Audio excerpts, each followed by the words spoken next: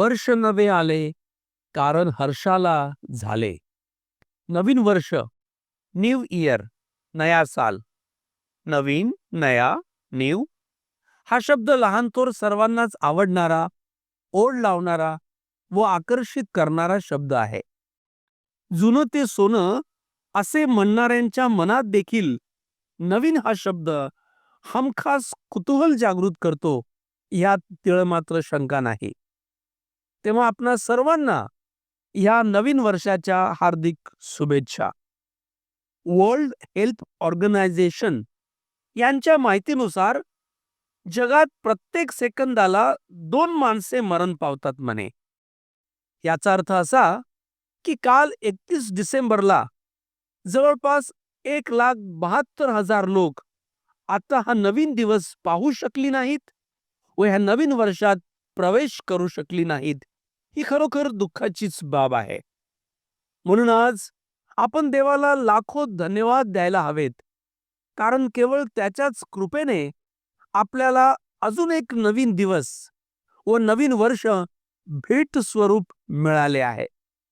प्रियांनो, आपण नवीन वर्षात तर प्रवेश करू शकलो, पण पवित्र बायबल म्हणते की नवीन जन्म झाल्या वाचून कोणालाही देवाचे राज्य पाहता येत नाही व त्यात प्रवेश देखील करता येत नाही. योहान अध्याय 3. आज सारे जग ह्या नवीन वर्षाचे स्वागत मोठ्या हर्षाने व आनंदाने करत आहे. त्यात काही वावग देखील नाही. पण आपल्या निर्माणकर्त्या परमेश्वराची अशी इच्छा आहे की नवीन जन्माद्वारे प्रत्येक मनुष्याचा प्रवेश देवाच्या राज्यात व्हावा. हा नवीन जन्म आपणास मिळावा यासाठी देवाने त्याचा पुत्र प्रभू येशू ख्रिस्त हा आपल्याला दान, गिफ्ट, भेट म्हणून दिलेला आहे.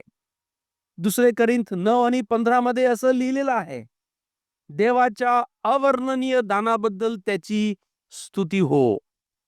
प्रियांनो, प्रभू येशू ख्रिस्त हा देवाने आपल्यासाठी दिलेले दान, भेट आहे.